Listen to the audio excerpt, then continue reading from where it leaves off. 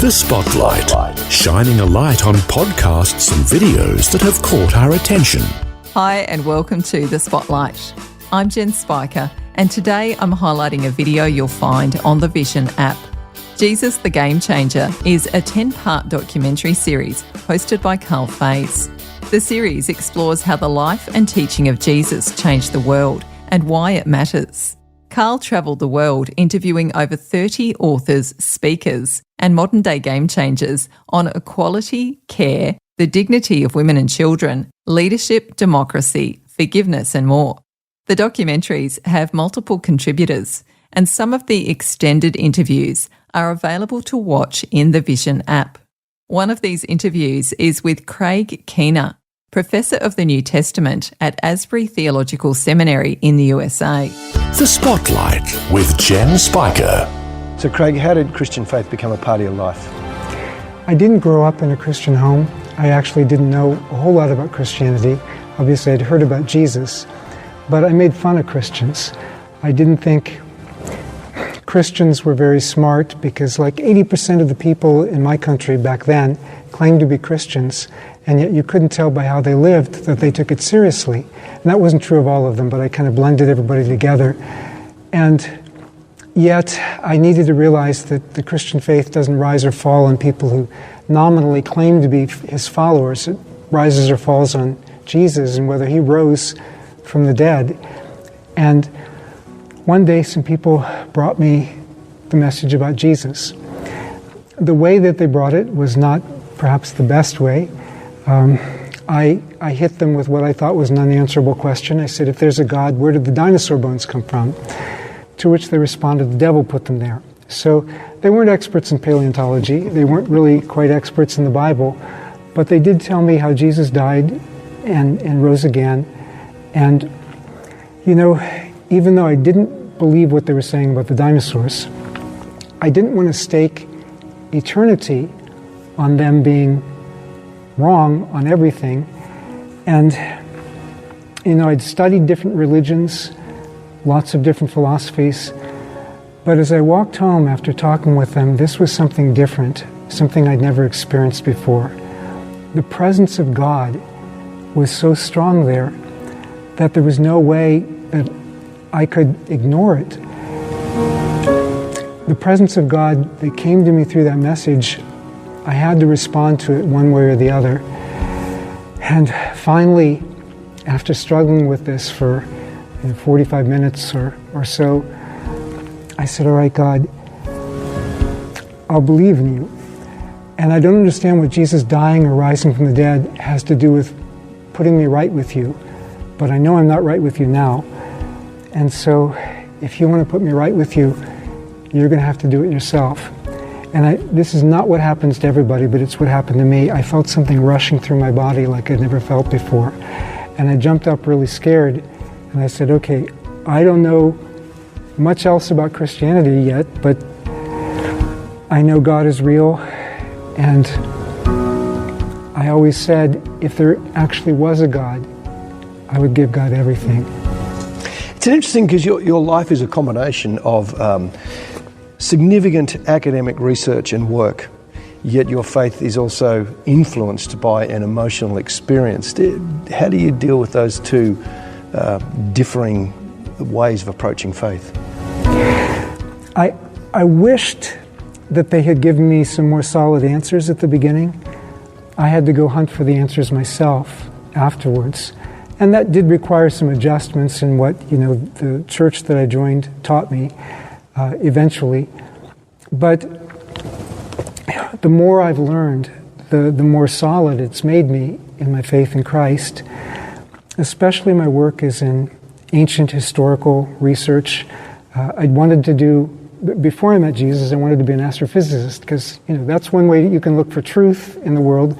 But when I found out that God had given us the Bible, I said, okay, well, I really want to look for truth there. And so I began to mine that. But especially as I look at ancient historical sources and the way that they were written and so on, it's increased my confidence so much more intellectually, academically, in what I find in terms of Jesus' life, his death, his resurrection, these are foundations for our faith. Well, in the Greco-Roman world, in that time that Jesus lived, what was the Roman Empire like? What the Roman Empire was like actually varied from one place to another. If you were in Rome, you would get a free dole of grain every month. But that grain was taken from impoverished peasants who worked the land in Egypt. And the ancient business documents from Egypt suggest that perhaps half of all infants born never made it to adulthood, dying of malnutrition, preventable diseases, and so forth. And part of that was due to the oppressive economic system of the Roman Empire. Now, some places profited from that system, some places suffered more from that system, so it was prejudicial. Even in Rome, most of the people lived in tenement apartments that were very small. The higher up you went, the flimsier they were, the more likely they were to collapse.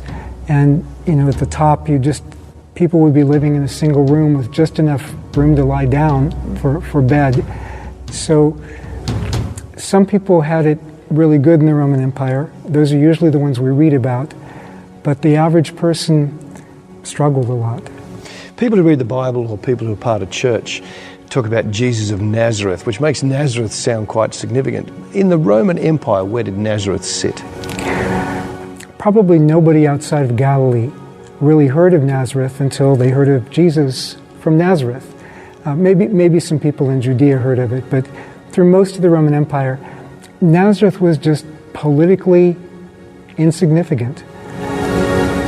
But it turned out to be spiritually significant, which can be an encouragement for us that sometimes God is found in the least expected places. Yeah. Out of Nazareth comes someone, Jesus, who calls himself a Messiah. What did that term mean?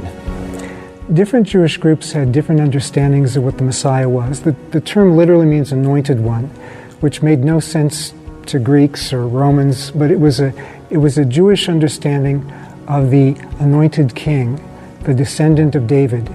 And most Jewish people expected that because he was going to be the ultimate king, the ultimate ruler, that he was going to crush the Roman oppressors, deliver God's people, and exalt them over the nations.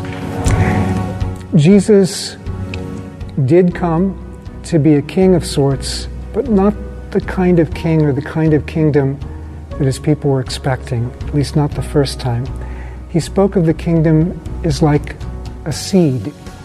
Someday it'll be a mighty tree, so to speak, but it first comes as a seed. It comes in an insignificant way as far as the world's categories. The New Testament often talks about God's power made perfect in weakness, and the ultimate example of that is in the cross, where Jesus doesn't overthrow Rome, but he lets himself be killed by the Roman imperial power, trusting his Father to raise him from the dead. People now know the cross is like a symbol. They see it around people's necks and on tops of churches. What was the cross first used by? When the Romans used the cross, why did they use the cross? The cross was meant to be a humiliating tool of execution. So you would kill people by slow torture, and you would strip them naked so they'd be there in front of everybody. If they needed to relieve themselves of wastes, it would just be in front of everybody, especially further to the east, like in Judea and Syria. Nakedness was considered very shameful. So it was meant to deter people from being revolutionaries. It was meant to execute people who were low-class provincials, and especially those who, as the Roman governor's decree put it, claimed to be a king or claimed to, in other ways, have treason against the Roman Empire, against the emperor. So it was a symbol of humiliation and torture. Yes. And intriguing, isn't it, that this Messiah figure ends up there? So why the cross? partly, I think, to show us that God's power is made perfect in weakness. You know, the miracles are wonderful. The Bible portrays miracles as a foretaste of the future kingdom, future glory.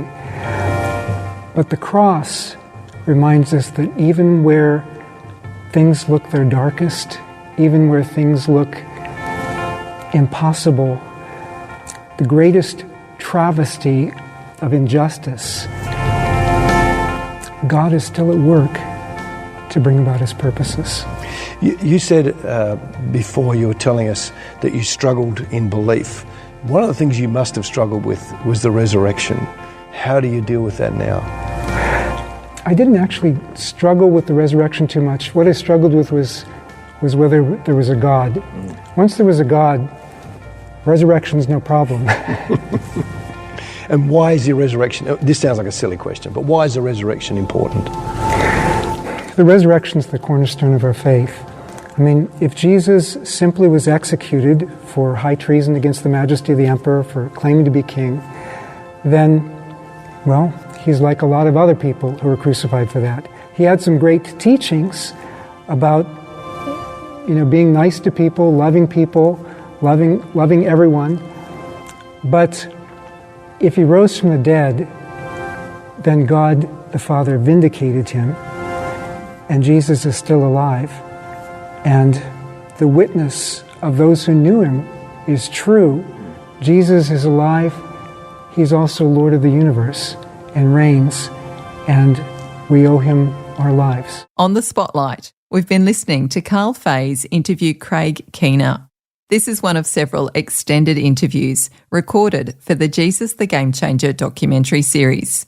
You can watch other interviews like this one, plus a bonus episode of Jesus the Game Changer, by tapping the Watch tab in the Vision app and scrolling to the Jesus the Game Changer channel. If you have a favourite podcast or video series that you'd like to hear featured on the Spotlight, click Contact Us at vision.org.au and share the link. My name is Jen Spiker, and I look forward to joining you next time on the Spotlight to share another podcast or video that has caught our attention.